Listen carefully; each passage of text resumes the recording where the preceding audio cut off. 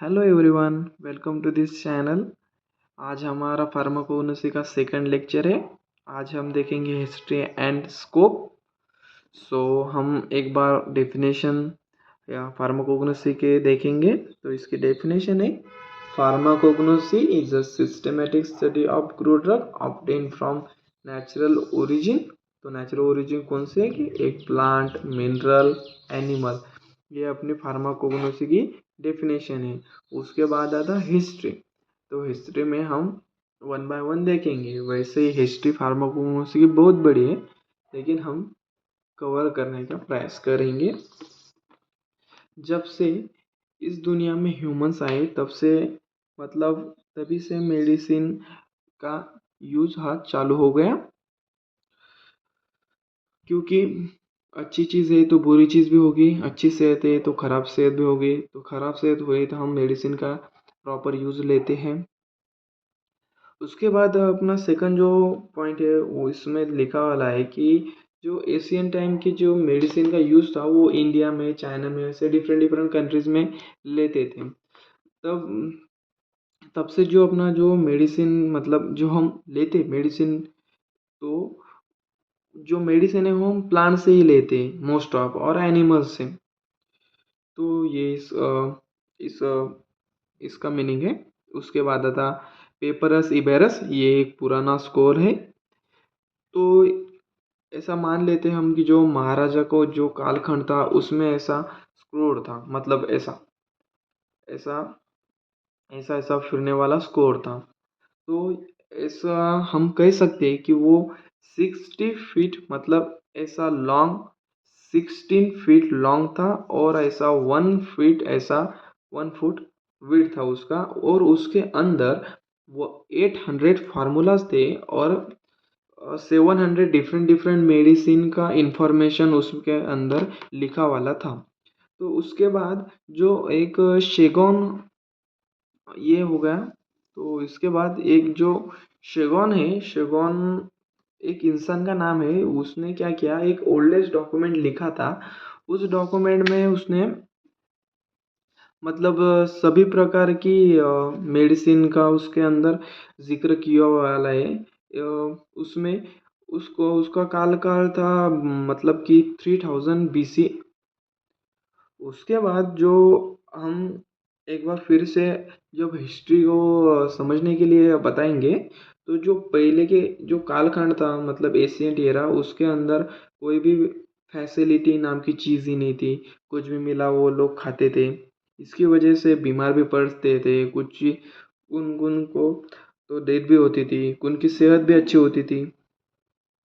तो जो जो अपने एनिमल्स उनके साथ थे, तो वो क्या करते हैं, एनिमल जंगल में जाते थे, और जो हार्मफुल नहीं था, जो हार्मफुल इफेक्ट शो नहीं करता है प्लांट, उसको वो खाते, मेडिसिन की तरह यूज़ करते, कि एडिएबल, वो ऐसा यूज़ करते थे।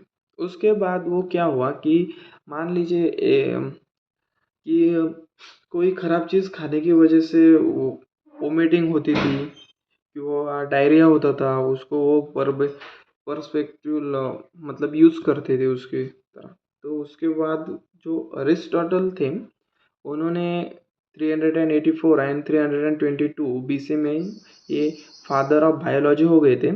इनमें study of animal kingdom also, plant भी प्लांट की भी ये फादर ऑफ बायोलॉजी है। तो उसके बाद में जो इंडिया के जो फादर है फार्माकोग्नोसी के, डॉक्टर चंद्रकांत कोकाटी, ये है फार्माकोग्नोसी के इंडिया में फादर ऑफ फार्माकोग्नोसी इंडिया के अंदर। उसके बाद आता आयुर्वेदा ऑफ इंडिया, ये आया 1500 BC में। उसमें क्या क्या हुआ हम देखेंगे। तो अ, जो इंडियन आयुर्वेद है कि ये तो बहुत पुरानी, इसके अंदर हिस्ट्री, इसके अंदर बहुत से हर कि जड़ी बूटियाँ है, कि पहले के ज़माने में वेद महाराज थे, उसने उन्होंने वो ऐसा थे कि उनके पास बहुत नॉलेज था। वो किसी भी झाड़ पौधे से किसी को भी ठीक कर देते। तो उसके बाद क्या हुआ कि जो जो बेसिक आयुर्वेदा था, मतलब कि वो 200 तो 250 ईयर एगो की ये बात है।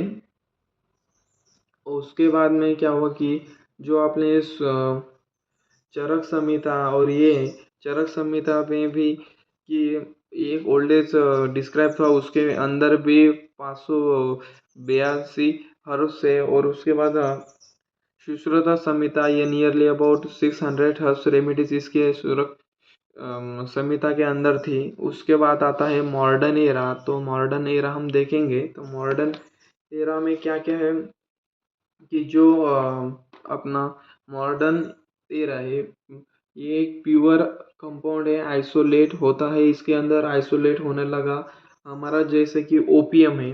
ये ओपीएम है, ओपीएम से मॉर्फिन बना, मॉर्फिन से निकोटीन, निकोटीन से कोकेन, कोकेन से क्विनिन एंड कैफीन, ये सब बना। उसके बाद क्या हुआ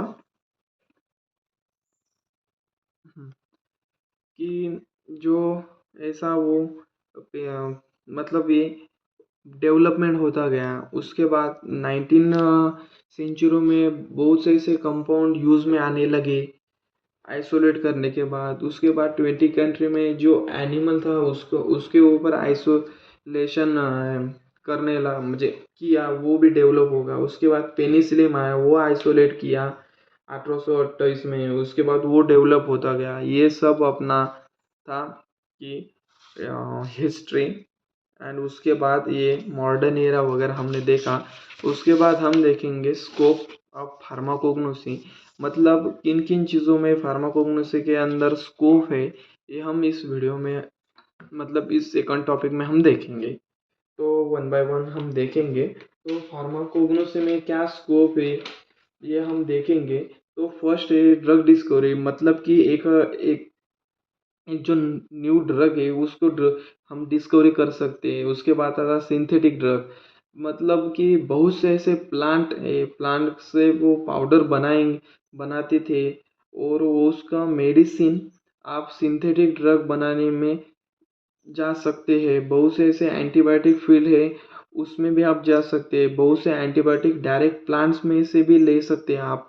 उसके बाद थर्ड है हमारा नोवेल मेडिसिन। नोवेल मेडिसिन में मतलब कि नोवेल नोवेल मेडिसिन आप उसमें भी स्कोप है नोवेल नोवेल मेडिसिन के अंदर। उसके बाद sorry for this, novel medicine के अंदर भी। उसके बाद जो अब हम स्टडी कर सकते हो वाइडली ब्रॉडली हम स्टडी कर सकते हैं। तो स्टडी हम फाइटोकेमिस्ट्री के अंदर कर सकते हैं, फार्मास्यूटिक्स के अंदर भी कर सकते हैं, फार्माकोलॉजी के अंदर भी कर सकते हैं। तो फाइटोकेमिस्ट्री में हम बॉटनी की स्टडी करते हैं, फार्मास्यूटिक्स में हम क्यूसी मतलब कि क्वालिटी कंट्रोल में स्टडी कर सकते हैं, फार्माकोलॉजी में भी हम स्टडी कर सकते हैं, वो कीमो टॉक्सोनॉमी, इसमें भी हम स्टडी कर सकते हैं।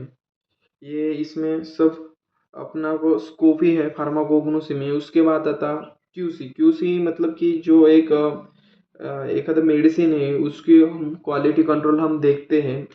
तो आज हमने देखा history, development and scope of pharmacognosy. आप अपने मन से भी इसमें लिख सकते हैं, मतलब हिस्ट्री में हम क्या ही अब क्या क्या ही बताए, आप अपने खुद से मन से मार्क्स बनाने के लिए लिख सकते हैं। तो फार्माकोग्नोसी में आप रिसर्च वर्क भी कर सकते हैं, ये भी अपना एक स्कोप है। आप टीचिंग कर सकते हैं ये स्कोप के ऊपर, मतलब फार्माकोग्नोसी के ऊपर, ये भी एक प्रकार का अच्छा स्कोप है। उसके बाद जो हम आपको इस वीडियो से कैसा लगा ज़रूर बताएं। मिलेंगे बहुत जल्द, तब तक के लिए टेक केयर। एंड आपको कैसे लगा वीडियो आप जल्दी कमेंट में बताएं, और नेक्स्ट वीडियो आप किस चीज़ पे चाहते हैं ये भी हमें बताएं। Thank you for watching. Bye bye.